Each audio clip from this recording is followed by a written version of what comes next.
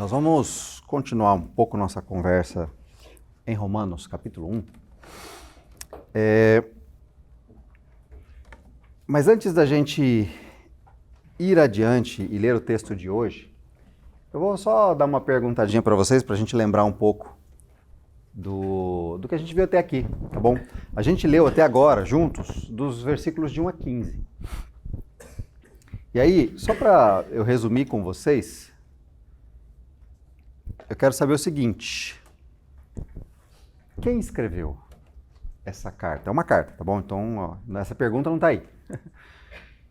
Quem escreveu essa carta?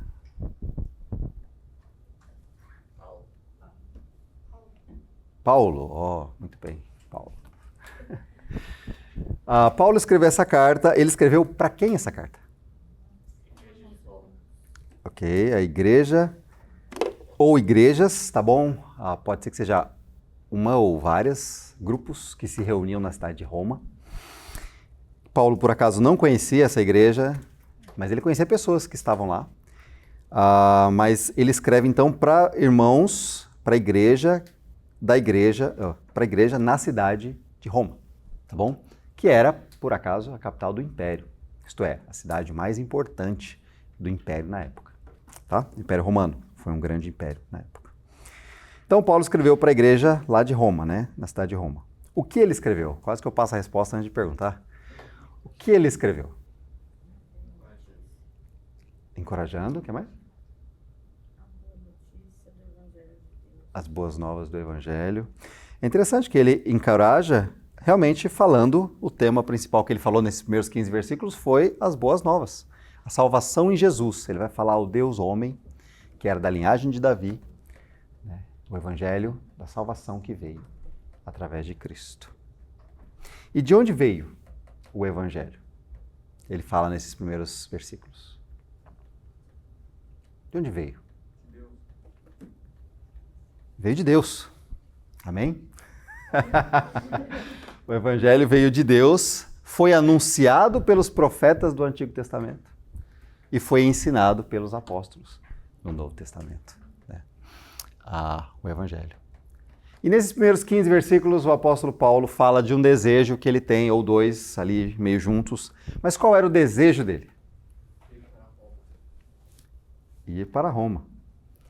Ir até a igreja de Roma. E encontrar com os irmãos para quê? Para servir os irmãos e para levar o Evangelho aos romanos, né? Então, até aqui nós vimos isso. Nós vimos que Paulo escreveu para a igreja, ele fala, o ponto central dele ali é falar do Evangelho, das boas novas. E o Evangelho foi anunciado por Deus, foi anunciado pelos profetas, ensinado pelos apóstolos, e Paulo fala que o desejo é ir até Roma, ajudar a igreja, servir os irmãos, crescer junto com eles e também, ao mesmo tempo, levar o Evangelho para romanos, para pessoas que viviam lá em Roma, que ainda não conheciam o Senhor. Muito bem, então hoje a gente vai ler. Eu não entrei no texto que você falou, mas eu vou ficar nesses 3 versículos aí. Capítulo 1 vai ser a continuação, 16, 17 e 18. Mas eu vou chegar lá ainda, se Deus quiser, nas próximas semanas. Eu quero convidar você a ler esses 3 versículos, agora aí, silenciosamente. Leia na sua Bíblia, leia com calma, são 3 versículos. E tenta pegar aí o que é que Paulo está dizendo. Sabe por quê? Porque, pelo menos o 16 e o 17, é o tema central de toda a carta. É nisso que se baseia tudo que ele vai falar, né? E é interessante, então, o que ele vai dizer, o que ele tem para dizer para nós aí, tá bom? 16, 17 e 18, leia aí silenciosamente.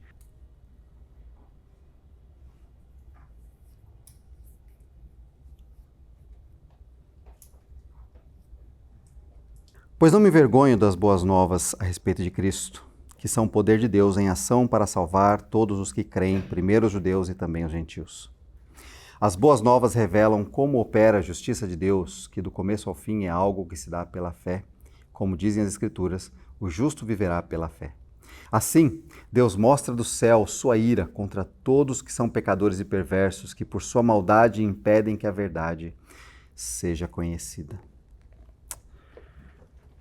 Senhor, nós te agradecemos pelo texto, te agradecemos pela oportunidade de falarmos com o Senhor, te agradecemos, Senhor, pelo privilégio de poder ler mais um trechinho da Tua Palavra. Queremos pedir que o Senhor nos ensine, queremos pedir que o Senhor nos mova, nos ajude, nos faça refletir, nos alegre o coração, nos faça repensar a nossa vida, a nossa salvação, as nossas prioridades através desse texto. Nos ajude, Senhor, nos ajude a sermos filhos obedientes, filhos que amam o Senhor, que guardam a Tua Palavra, que guardam os Teus mandamentos. Nos ajuda, Senhor, a honrarmos ao Senhor com a nossa vida. Eu oro agradecido por esse privilégio, por esse momento, por esse texto, pela bondade do Senhor em deixar esses 3 versículos escritos para a gente e a gente pensar neles hoje de manhã. Eu oro assim, agradecido em nome de Jesus. Amém, Senhor. Amém. Amém? Amém. Ok. Os irmãos estão meio silenciosos hoje. Estou sentindo isso. Vamos olhar para o texto, então? Irmãos, algumas coisas eu quero destacar, né? São bem interessantes a gente pensar. Eu sei que você provavelmente já viu na sua leitura, né? Mas a gente vai perceber. Uma das coisas, ele começa, e essa expressão aqui, sempre que você estiver lendo, perceba algumas coisas na sua leitura, tá?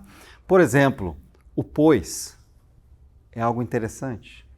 Tem um outro pois aqui, mas a nossa tradução, essa tradução não pôs, não colocou. Tem um pois, mas a tradução não pôs. Tem um pois, mas a tradução não colocou. Algumas tem, né? A NVI acho que tem, algumas versões tem um pois ali, ou porquê, né? O para também é algo interessante, a gente sempre olhar, né? Porque para aponta para um objetivo, né? Para que tal coisa aconteça. Então, é interessante a gente olhar para essas questões. E a primeira coisa que a gente vê é um pois. E esse pois, ele está continuando a conversa passada, né? Na conversa passada, no versículo 15, ele disse assim: por isso, aguardo com expectativa para visitá-los, a fim de anunciar as boas novas também a vocês em Roma. Então, a gente viu nas semanas passadas tudo aquilo que a gente resumiu agora há pouco, né? E a gente viu o seguinte, que por causa de tudo aquilo, pelo desejo de Paulo de conhecer os irmãos, de estar com os irmãos, de compartilhar com eles por causa do Evangelho, de poder compartilhar com eles o Evangelho, inclusive, pois, ele vai dizer agora, então, por que isso para ele é importante. E ele vai usar, então, essa expressão aqui, ó. Não me envergonho das boas novas. Eu não me envergonho das boas novas. Irmãos, ele poderia ter dito que seria a mesma coisa, na verdade, eu me orgulho do Evangelho.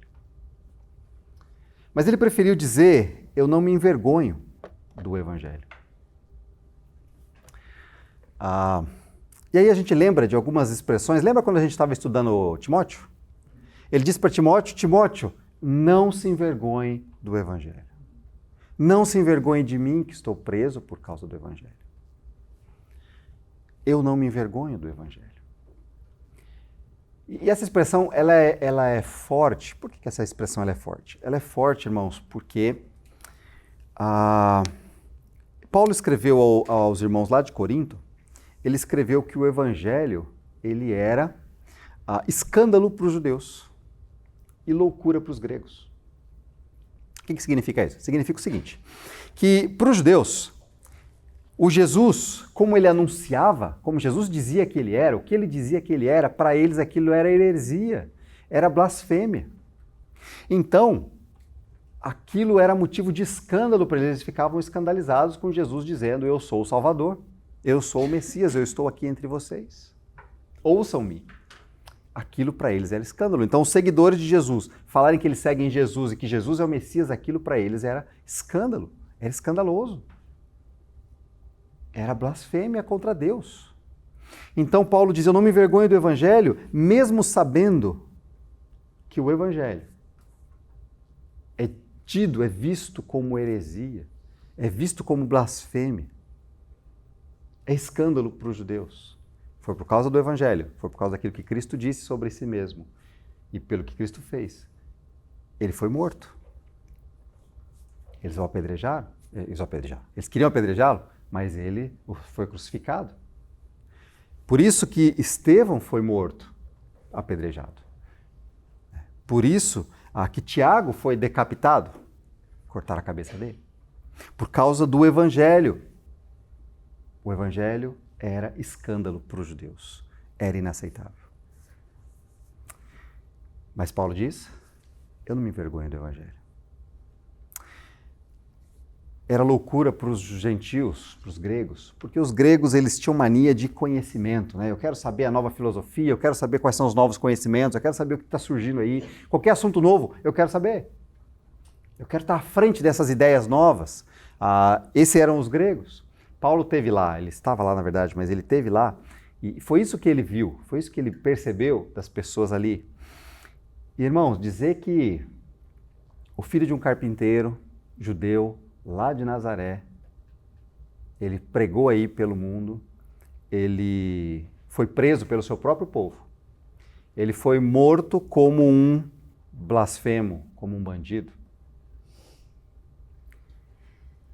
Dizer que você segue alguém assim e que esse cara é o salvador do mundo, para a lógica dos gregos, é loucura isso aí. O que vocês estão falando? Isso não é, que vocês seguem uma seita estranha isso aí que vocês estão fazendo. Né? Mas Paulo diz, eu não me envergonho do Evangelho. Eu posso estar preso pelo Evangelho. Eu posso ser preso pelo Evangelho. Porque eu entendo que o Evangelho, né, as boas novas, ela é sobre Cristo. Ela é a respeito de Cristo, é a vida de Cristo, é aquilo que Cristo fez. Por nós, por amor a nós, né?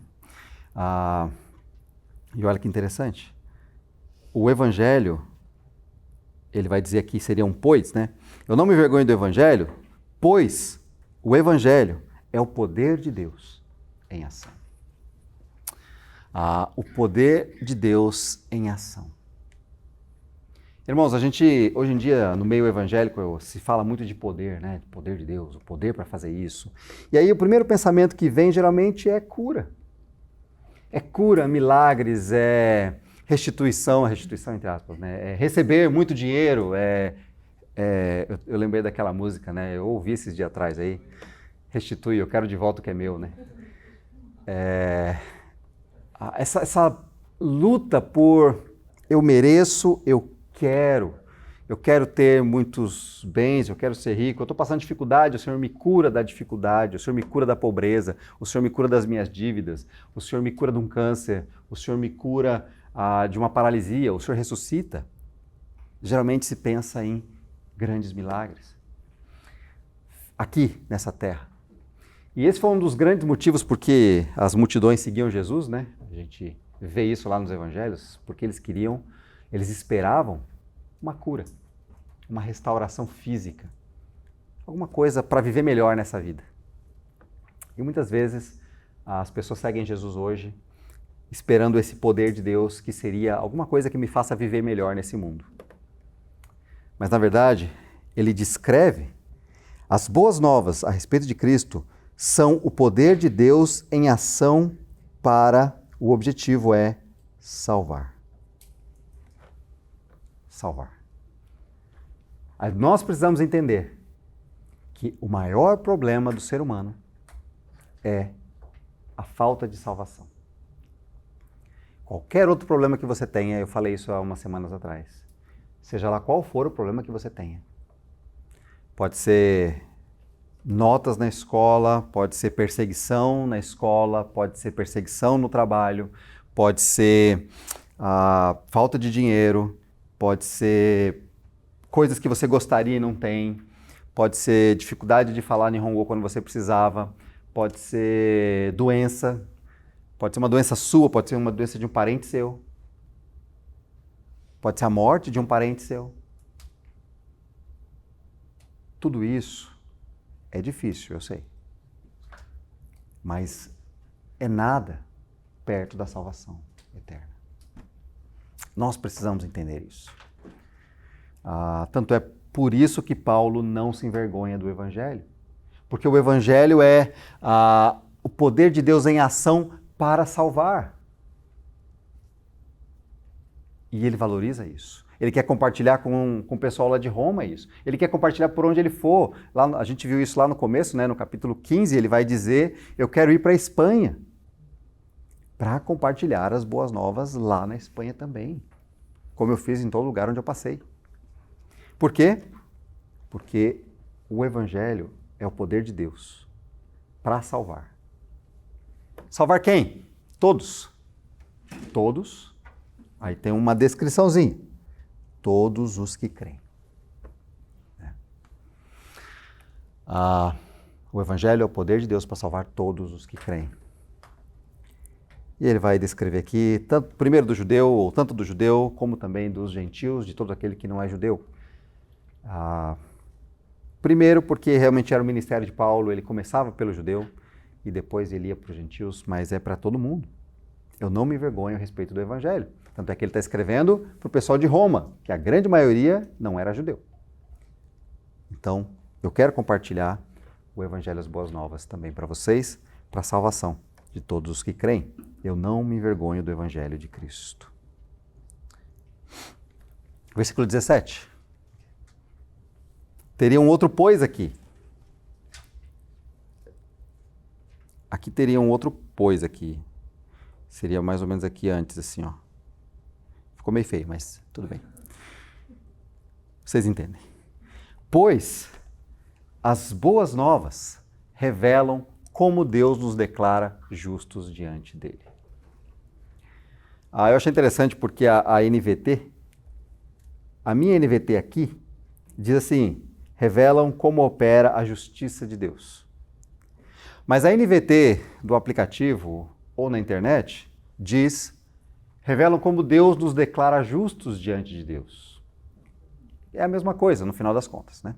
Mas o que ele está dizendo é, o Evangelho revela, mostra como Deus faz para que a justiça dele prevaleça, para que haja justiça, para que ele nos declare justos, para que nós sejamos justos, né? E essa justiça de Deus, irmãos, pode ser Deus nos declarando justos, ou pode ser sim, que Deus é justo. Deus é a justiça. Então, o caráter de Deus, Deus é justo. Deus age com justiça. E Deus nos justifica, né? Então, a expressão justificação, como vocês costumam ouvir, né? Você foi justificado, significa você foi tornado justo. Como é que Deus tornou você justo? Como que Deus declarou você justo diante dele? E sabe o que é ser declarado justo? É ser declarado puro, santo, sem culpa, inocente. Então as boas novas revelam como Deus faz isso. Por isso que eu não tenho vergonha do Evangelho. Porque no Evangelho mostra como Deus faz isso, um Deus justo. Olha para mim e me vê justo. Sabendo quem eu sou. Sabendo quem nós somos. Sabe por quê? Como é o processo? Aí, outra coisa para vocês destacarem aqui muito interessante, é o como. As boas novas revelam como Deus nos declara justos diante dele. Do começo ao fim, é algo que se dá pela fé. Do começo ao fim, é algo pela fé. De fé em fé. Da fé para a fé. A salvação é algo, a justificação é algo que acontece pela fé. Tanto é isso que então ele cita as Escrituras. Abacuque 2. Está cabendo ali? Está cabendo ali. Abacuque 2,4 é o texto que ele cita ali embaixo. Tá bom? Um dia eu melhoro isso. Fica tranquilo. As boas novas revelam então como Deus declara a gente justo. Do começo ao fim. Do começo e por toda a vida. É pela fé. Paulo ressalta a questão do toda a vida lá em Gálatas. Ele vai falar assim, como assim vocês creram, foram salvos, entendendo que eram pecadores, mas agora querem viver pelos seus próprios esforços? Ele vai dizer não, do começo ao fim. É algo que acontece pela fé. Como dizem as Escrituras, o justo viverá pela fé. Tá? E ele cita esse texto, né, para apontar para as pessoas ali a questão da fé, da fidelidade, da confiança em Deus. Ok? Tudo bem? Vamos para o próximo versículo. Assim, o que também poderia ser um pois, assim, Deus mostra do céu a sua ira. Irmãos, existem duas revelações aqui que eu acho muito interessante nesse texto. As boas novas revelam como Deus nos declara justo, então revelam a justiça de Deus.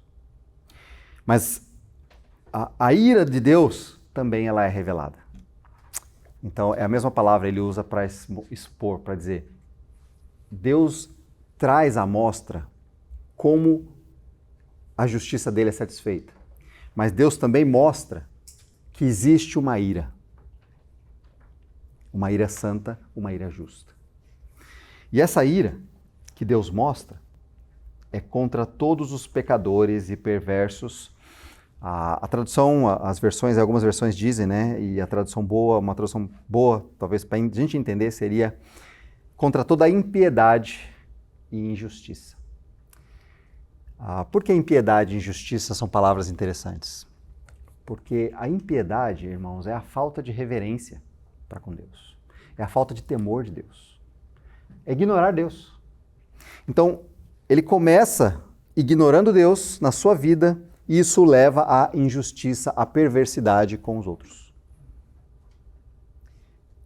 Então, Deus demonstra, revela a sua ira contra a impiedade e a injustiça dos homens. Que homens? Aqueles que por sua maldade, por causa da sua injustiça, é a mesma palavra aqui, por causa da sua maldade, da sua perversidade, da sua injustiça, eles impedem que a verdade seja conhecida, eles suprimem, eles abafam ela, eles escondem ela através das suas maldades. Eles não deixam que a verdade surja.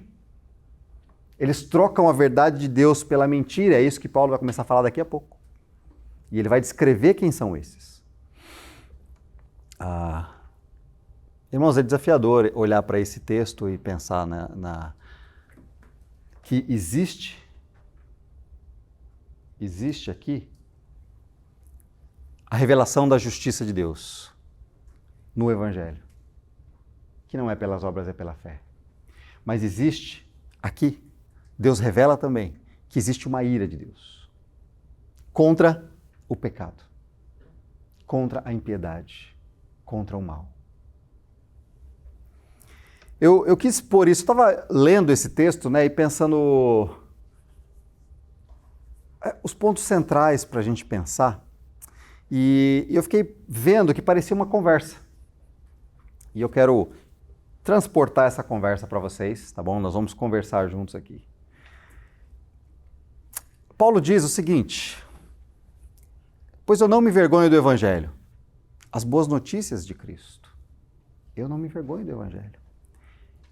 E aí a gente pergunta, mas por que não? Por que não? Talvez a sua resposta seja alguma coisa assim. Você não se envergonha do Evangelho porque você vive há 20 anos no Evangelho e a sua vida é boa, então você não tem do que se envergonhar? Por que você não se envergonha do Evangelho? Ele vai responder, porque é o poder de Deus. Tem a ver com Deus. Eu não me envergonho porque é o poder de Deus. Não tem a ver comigo. Não tem a ver se eu estou vivendo uma vida leve, uma vida fácil, uma vida boa. Tem a ver com, é o poder de Deus. Poder para fazer o quê? Você vai perguntar. Ou as pessoas, ou a gente pergunta. Para fazer o quê? Para curar? Para sarar? Para nos colocar numa boa situação? Para instaurar o seu reino e a gente ser, príncipes? Presidentes? Prefeitos das cidades? Sem precisar ser eleito? Para fazer o que esse poder? Poder para salvar.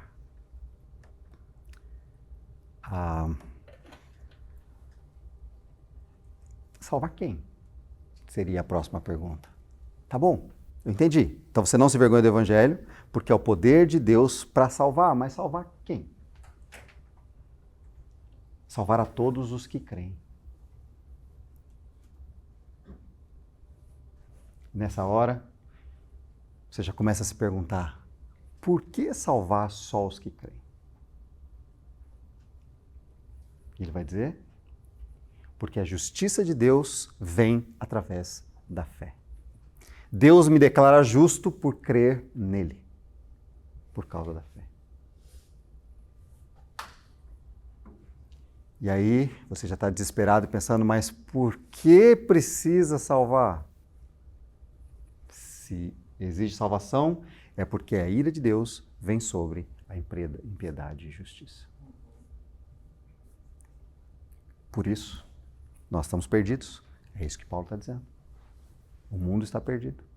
O pessoal da Espanha está perdido. Tem muita gente aí em Roma perdido. O mundo tem muita gente que está debaixo ainda dessa ira de Deus, porque vive na impiedade e na injustiça. Os homens escondem a verdade em sua injustiça. Os homens vivem na impiedade e na maldade. Nessa hora você já está engolindo seco. Quem são esses que escondem a verdade em sua injustiça? Nós vamos falar sobre isso nas próximas semanas. Não é para hoje a conversa. Vai para casa e lê o texto. Mas a gente conversa mais para frente. Mas o desafio aqui, irmãos, oi? É pensar nessa conversa. Nesses 3 versículos, foi o que Paulo falou para a gente. E vamos ler mais uma vez esses 3 versículos.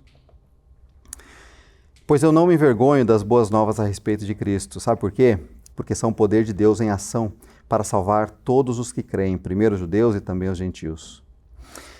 Porque as boas novas revelam como Deus nos declara justos diante dele. O que do começo ao fim é algo que acontece, que se dá pela fé. Como diz as Escrituras, o justo viverá pela fé.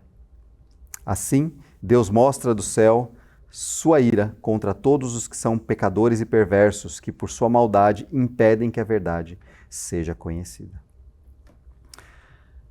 Irmãos, não sei se você reparou, mas tudo que ele falou antes apontava para o Evangelho ali com os irmãos de Roma, né? E esse texto aqui está ligado a tudo que ele vai falar depois. Daqui até o fim da carta, ele vai destrinchar, ele vai abrir mais, ele vai explicar mais como é que funciona esse negócio aí de Deus me declara justo, sendo que eu não sou justo. Então Deus vai dizer, você não é justo, ele te declara justo de alguma forma. E é o Evangelho que faz isso. Então ele vai explicar para os irmãos lá. E nós precisamos entender isso, né? Nós precisamos lembrar disso. Ok? Tudo bem? O que eu aprendo? Algumas coisas que eu botei aí. Olhando para esse texto, irmãos, eu vejo algumas coisas ali. Se você entende o que é o Evangelho, não terá vergonha dele. É claro que é uma frase muito mais fácil de ser falada do que ser vivida, mas o que essa frase aponta para a gente?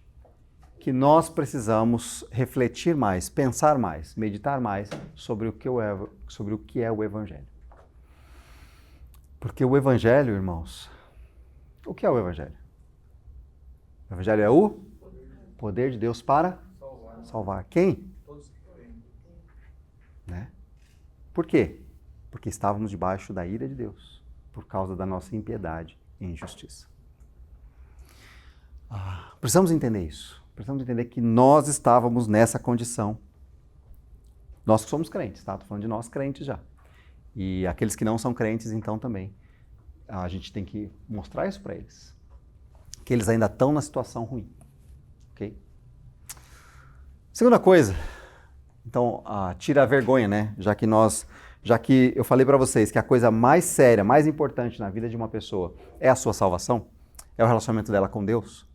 Então, não importa se é sobre um homem, filho do carpinteiro, lá de Nazaré, que caminhou por Jerusalém e foi preso pelos seus próprios compatriotas e foi morto como um bandido, blasfemo.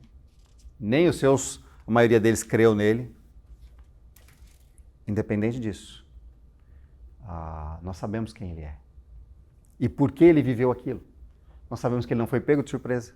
Nós sabemos por que ele veio à Terra. Por que ele veio à Terra como homem. Por que ele viveu nessa Terra. Por que ele foi morto. Nós sabemos. Então eu não me envergonho do Evangelho. Tá? Segunda coisa aí o Evangelho é o plano poderoso de Deus para salvar pessoas. Lembra do poder? Irmãos, Deus é poderoso para fazer o que Ele quiser. Ele pode curar, Ele pode restaurar a sua vida, a sua saúde, Ele pode ressuscitar uma pessoa querida, uma pessoa que está em fase terminal, os médicos já deram para ele 1 semana de vida, Deus pode restaurar essa pessoa completamente se Ele quiser. Mas o Evangelho é sobre algo muito mais poderoso. É sobre a cura da alma, é sobre a cura do relacionamento com Deus. Algo que é impossível acontecer. Algo que não é natural. Porque nós, naturalmente, estamos longe de Deus. Então, o Evangelho é sobre Deus curando a nossa alma. Deus trazendo a verdadeira libertação. Plano de Deus para salvar pessoas. 3. Deus salva somente pela fé. Não é possível fazer nada para merecer isso. A salvação, ela vem àqueles que creem em Cristo. E o fato de Paulo citar Abacuque, ele está dizendo então que desde lá do Antigo Testamento, isso já estava lá. Só que as pessoas não viram isso.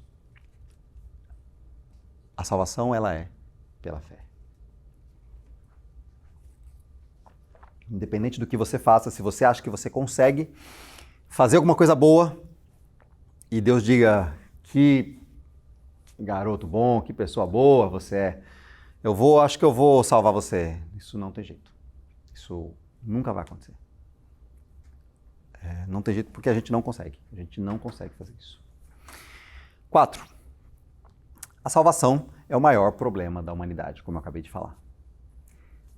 Precisamos estar conscientes disso. Acho que essa é uma das coisas que a gente precisa estar consciente, que a gente esquece. No dia a dia, a gente acha que os nossos problemas são o fim do mundo. Mas a salvação é o maior problema da humanidade. Era o seu maior problema. Se você é salvo, não é mais esse problema, mas agora você sabe o que é a verdadeira prioridade, que é Deus. Que é o relacionamento, que é cultivar esse relacionamento com Deus, que é exercitar, que é aproveitar, que é desfrutar desse relacionamento com Deus que você tem. Você tem o privilégio de falar com Deus e saber que Ele ouve. Você tem o privilégio de ter o Espírito Santo habitando em você, te ajudando a caminhar nesse mundo. Você tem o privilégio de viver nesse mundo para que Deus seja glorificado. As pessoas sem Cristo, elas vivem exatamente o contrário. Elas tentam glorificar a si mesmas, buscar tudo para si e não estão glorificando a Deus. É isso que nós vamos ver nos próximos versículos aí para frente. Tá bom? Salvação é o maior problema da humanidade. Ponto 5.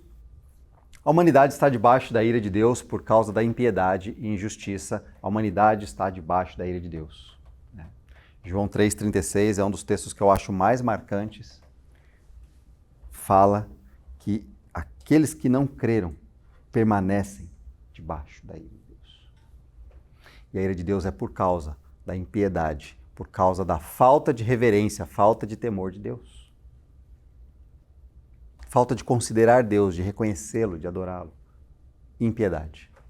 Isso resulta em injustiça, atitude maldosa para com as pessoas, para com o seu próximo. Você busca tudo para si, você quer tudo para si, você age com maldade, com perversidade, com egoísmo. Tá? Então a humanidade está debaixo da ira por causa do pecado, por causa da impiedade, por causa da injustiça.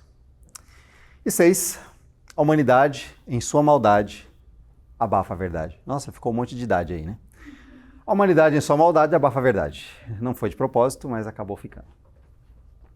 O que é a humanidade, por causa da sua maldade? A ideia de suprimir é esse lance de pegar, agarrar, esconder, abafar ali.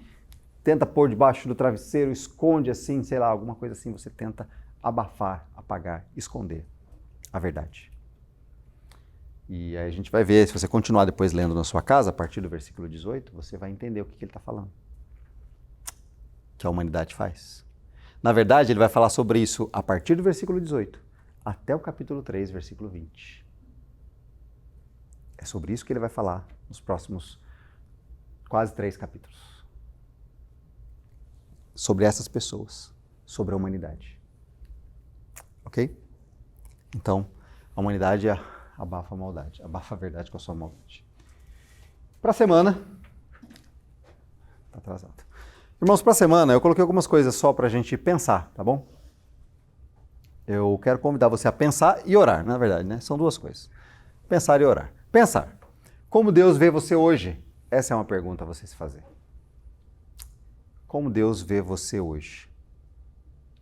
Se você responder, se na sua cabeça, ao meditar, você pensar e dizer assim, se ele não te vê como justo, como alguém justo, então quer dizer que você está tentando merecer o favor de Deus. Você está tentando parecer justo diante dele. Então, o que você precisa fazer? Você precisa entender que não é capaz e que você precisa se render. Sabe? Rendição? Bandeirinha branca? Eu não consigo. Eu sou incapaz. Não dá. Perdi. Não tem jeito. E se entregar a Cristo. Entenda isso. Agora, se você responder e na sua cabeça você entender que Deus te vê como justo, é por causa de Cristo, o justo. Por causa do sangue de Cristo, o justo. Ele te vê como justo. Aí a minha recomendação para você então é: ore por pessoas que ainda estão trocando a verdade pela mentira. Ore pelas pessoas que ainda estão trocando a verdade pela mentira. Ok? Pensar, entender, orar. São 3 coisinhas aí para fazer durante essa semana. Nada que você não consiga fazer em algum momento do seu dia, tá bom? Vamos orar, pedindo que o Senhor nos dê graça, né? Nós precisamos louvar a Ele por causa desses versículos. Esses versículos eles são impactantes porque eles falam de uma ira. Sim, eles falam. Mas eles também falam da revelação de Deus no Evangelho. É na bondade de Deus em salvar. Vamos orar.